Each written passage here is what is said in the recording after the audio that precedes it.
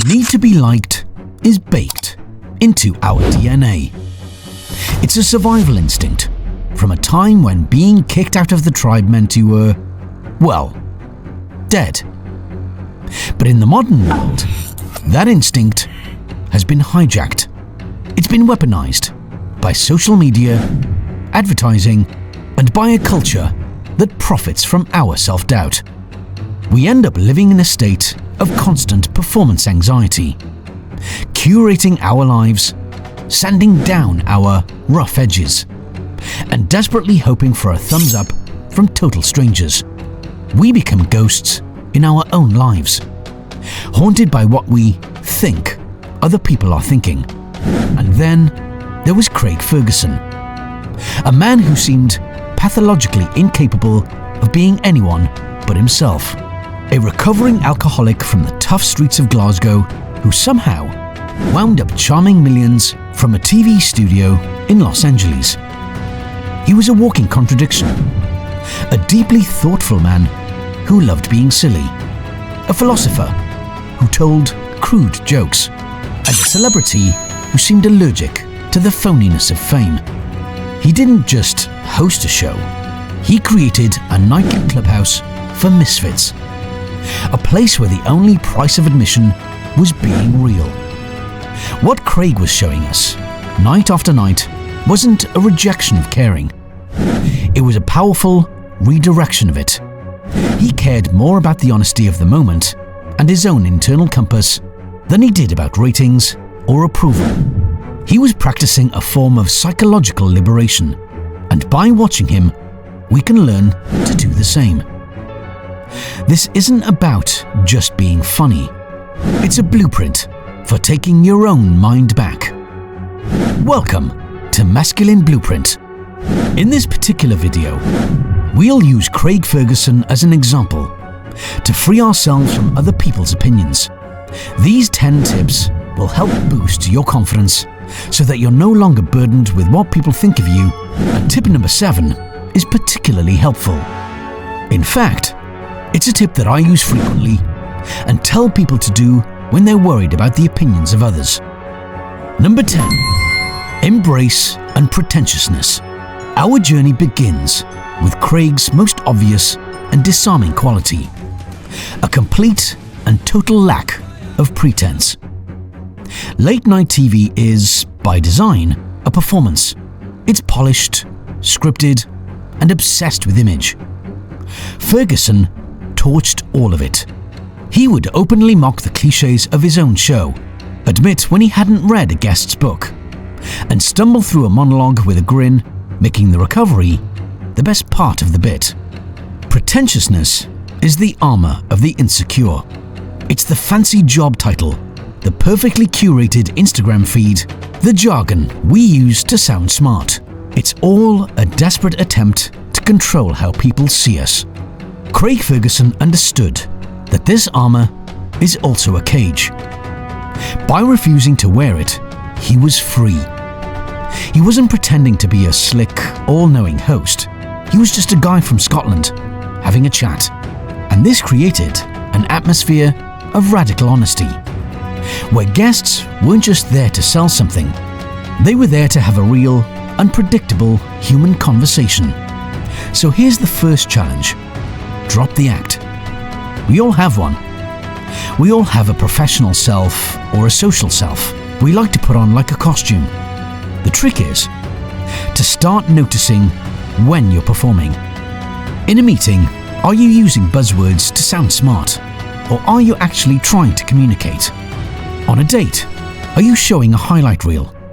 Or are you letting the real, slightly messy you show up?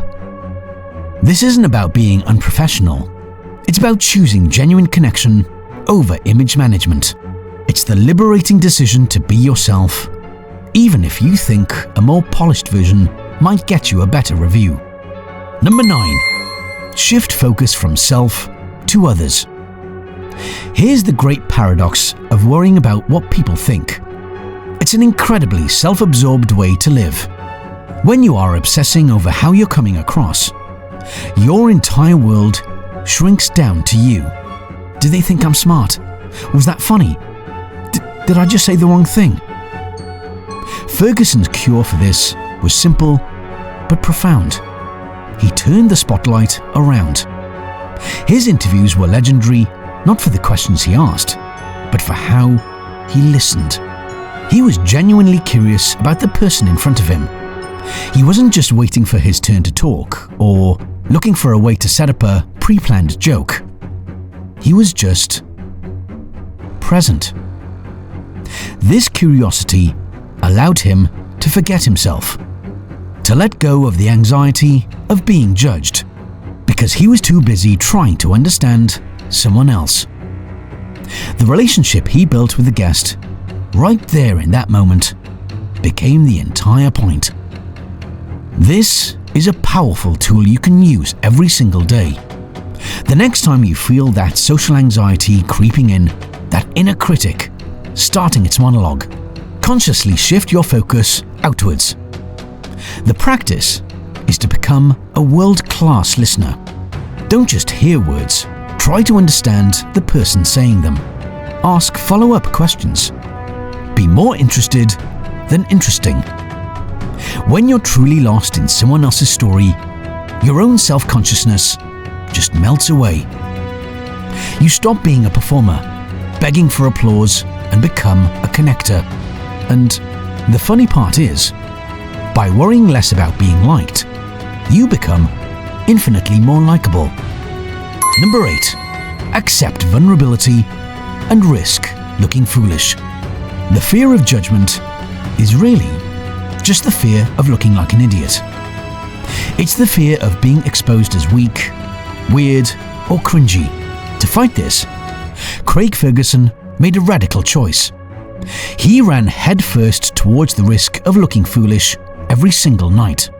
He danced with a pantomime horse, play the mouth organ with chaotic glee, and admit his own flaws with a self-deprecating laugh.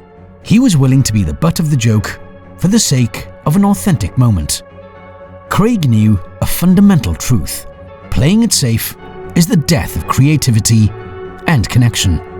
A perfectly polished person is admirable, but they're not relatable. It's our cracks, our flaws, and our willingness to be vulnerable that makes us human. In a world obsessed with projecting perfection, Ferguson's willingness to look weak was a revolutionary act of strength.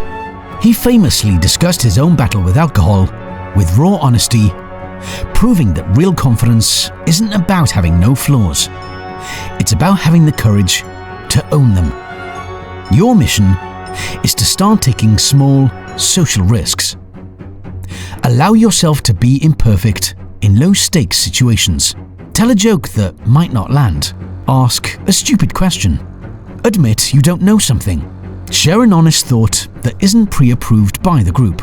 Every time you survive looking a little foolish, you weaken the fear's hold on you. You learn that the catastrophe you're picturing almost never happens. In fact, you'll often find that your vulnerability gives others permission to be vulnerable too. Number 7. Reject the need for universal approval. There's a philosophy that perfectly captures the Ferguson ethos. It boils down to this: if you start trying to give everyone what they like, eventually you'll turn into one of them. And the whole point is to be more like you. This is a declaration of independence from the tyranny of other people's opinions. It's realizing that trying to get everyone to like you isn't just impossible, it's a terrible goal. If everyone likes you, it might mean you've sanded down every interesting, unique, or weird part of yourself. You've just become a bland, agreeable mirror. Ferguson's career was proof of this rule. He actively ignored the network notes and audience testing that drive most of TV. He built a show that was proudly niche and unapologetically itself. He knew that by trying to please everyone, he'd create something mediocre that ultimately pleased no one, especially himself. He chose to serve his own creative compass, trusting that the people who got it would be a far more loyal audience. He proved you don't need everyone's approval. You just need the right people's starting with your own. This leads to a crucial task. You have to define your own scoreboard. Take some time to seriously think about your own values. What does a good life look like to you? Not to your parents, not to your friends, not to your Instagram feed. What principles do you want to live by? Write them down. When you have your own internal scorecard, the scorecards of others start to seem irrelevant. You start making choices based on your criteria, not on what gets you the most likes. You accept that some people won't like your choices, and you learn to see their disapproval not as a verdict on your worth, but as a proof that you are, in fact, being you. Number 6. Learn from setbacks without beating yourself up.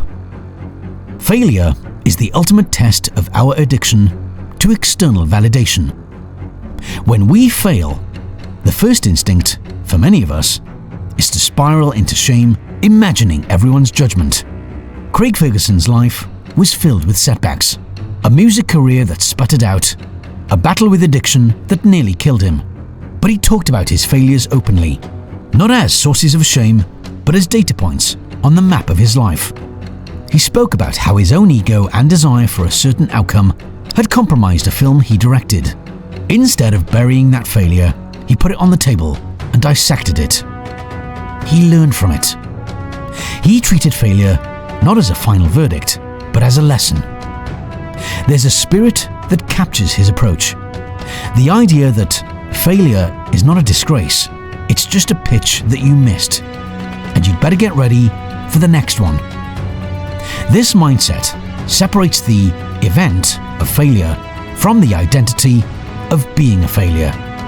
The practice here is to reframe every setback as tuition. The next time something goes wrong, for example, you get a bad review at work, a project tanks, or a relationship ends, resist the urge to beat yourself up. Instead, get curious. Ask yourself 3 simple questions. What happened? What was my part in it? And what can I learn for next time? Because there will be a next time. This transforms you from a victim into a student. It shifts the goal from avoiding failure, which is impossible, to gaining as much wisdom from it as you possibly can. Number 5. Don't compromise your core values for a like. Closely tied to rejecting universal approval is knowing that true self-respect comes from honoring your principles, even when it's hard. For Ferguson, the bad feeling from that film project wasn't about the final product. It was about the feeling of having betrayed his own vision to please others. He learned a hard lesson. The hollow feeling of self-betrayal is far worse than the sting of external criticism. This principle became his guide. In 2007, during Britney Spears' public mental health crisis, making fun of her was the easiest joke in comedy, but Ferguson refused. He went on air and explained that it felt wrong, that it was a form of bullying, that his own past struggles made him realize how cruel it was. He risked alienating his audience to stand by a personal value. That one moment of integrity earned him more lasting respect than 1,000 easy jokes could ever have. So here's the work. Identify and defend your non-negotiables. What are the lines you won't cross for a job, a relationship, or a bit of social acceptance? Is it honesty, kindness, creative integrity? Once you know what they are, you have to be willing to set boundaries to protect them. This might mean saying no to something that feels wrong, even if it disappoints someone. It might mean walking away from a great opportunity that compromises your ethics. It's not easy, but every time you stand up for your values, you cast a vote for yourself. You build a foundation of self-trust that can't be shaken by public opinion. Number 4. Cultivate self-amusement. One of the most magnetic things about watching Craig Ferguson was the feeling that he was, first and foremost, amusing himself. That mischievous glint in his eye, the way he'd crack himself up mid-sentence, it was infectious. His primary source of validation wasn't the audience's laughter, it was his own. He was running on an internal engine of satisfaction. This is a subtle but life-changing shift. Most of us operate on an external model. I'll feel good if they laugh. I'll feel successful if they approve. Ferguson flipped it. I'm going to do what I find interesting and fun, and if other people enjoy it, that's a bonus. This self-amusement is the ultimate form of independence. It means your well-being isn't held hostage by someone else's reaction. You become your own primary audience. To build this muscle, you have to do things just for the joy of it, with no thought of an audience. What do you love doing just for the sake of it? What makes you laugh when you're alone? It could be a hobby, learning a new skill, or just diving into a topic you're passionate about. The goal here is to completely disconnect the activity from any outcome of praise or recognition. Do it because it delights you. The more you practice finding joy and satisfaction inside yourself, the less you'll need to beg from it from the outside world. You become a source, not a supplicant. Number 3, recognize the dangers of chasing validation. As a celebrity, Craig Ferguson had a front row seat to the poison of chasing approval. He was surrounded by people whose job was to tell him what he wanted to hear. He later talked about how that environment creates a deep sense of paranoia. When everyone agrees with you, you start to distrust everything. You lose touch with reality because you're living inside a bubble of your own making. That's a macro version of what happens to us on social media. We create echo chambers where we get rewarded with likes for performing a certain version of ourselves. We get that little hit of dopamine, but it comes at a huge cost. We become addicts, constantly chasing the next fix of validation, and it's exhausting. We slowly start to confuse the performance with the person. The antidote is to consciously limit your time in the validation traps. This might mean a social media detox, or at least curating your feed to be less about performing and more about learning or connecting. It means seeking out friends who will tell you the truth, not just what's easy to hear. It means spending more time in the real world, where conversations are messy and unscripted. The goal here is to break the feedback loop of perform and reward.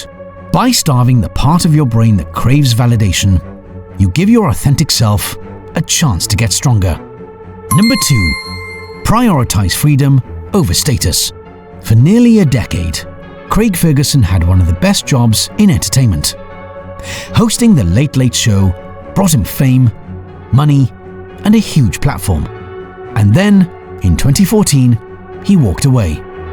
He didn't leave for a bigger show or a better time slot. He left because he felt he'd done all he could with the format. He chose his personal and creative freedom over continuing to have status. He realized the job, which had been a vehicle for his growth, was about to become a comfortable cage. This is a powerful lesson in a world that tells us to constantly climb the ladder. We're taught to equate titles and followers with success. But Ferguson's choice points to a different definition of success: the freedom to keep evolving. True freedom is the ability to let go of an identity, even a successful one, when it stops serving your growth. The challenge here is to hold your identity lightly. Regularly ask yourself, is this job, this role, this city still helping me grow? Or am I just staying for the security and status? Now, this doesn't mean you should impulsively quit your life, but it does mean seeing yourself as a work in progress, not a finished product. Be willing to explore new paths and reinvent yourself. Prioritize your own evolution over any single achievement. The ultimate status symbol isn't a job title. It's the freedom to write your own next chapter. Number 1, practice self-reflection and ongoing growth. The single most important principle holding all the others together is this: a relentless commitment to looking inward. Craig Ferguson's journey wasn't one of effortless cool. It was forged in the fire of addiction, failure, and intense self-examination. Craig talks openly about his battle with alcoholism, not as a war he's won, but as an ongoing negotiation with his own mind. He describes sobriety as moving from a drink problem to a think problem, a daily practice of managing his own thoughts and impulses. This is the engine of true authenticity. It's not a destination you reach, it's a continuous process. It's asking the hard questions. Why did I react that way? What fear is driving this choice? Am I acting for my own values or from my own insecurities? This internal conversation is what allows you to course correct and slowly build a life that is truly yours. It's a commitment to being a student of your own psychology.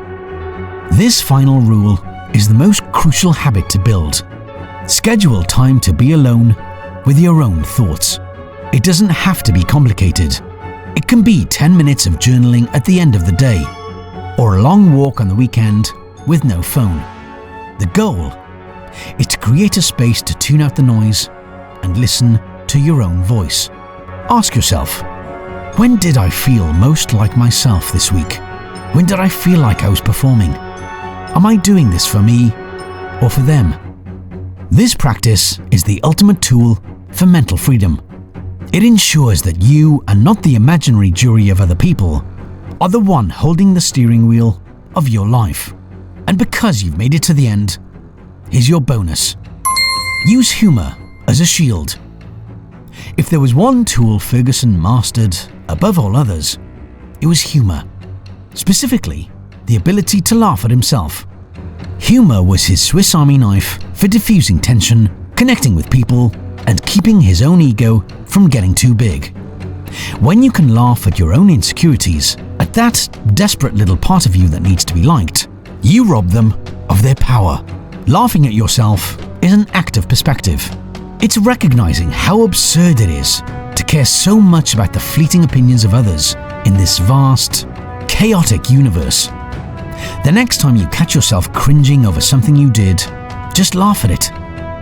Frame it as a scene in a goofy movie. That one simple act can break the emotional spiral and remind you not to take yourself so damn seriously. Craig Ferguson's time on TV was more than just comedy. It was a nightly masterclass in being unapologetically yourself. These 10 rules aren't about being rude or reckless. They're about a profound shift in where you get your validation, from the shaky, ever-changing world outside to the solid ground you build within yourself.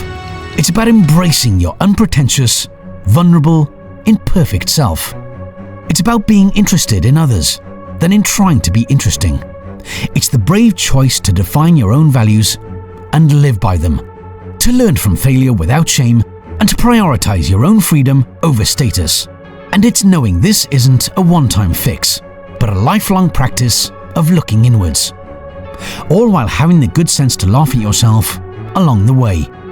You don't need a TV show to start living like this. You simply have to make a choice to stop performing for an imaginary audience and start living for an audience of one. You. The freedom he found is available to all of us. The only price of admission is a little bit of courage. So I'll ask you, which of these rules do you need to start living by today? Let me know in the comments below.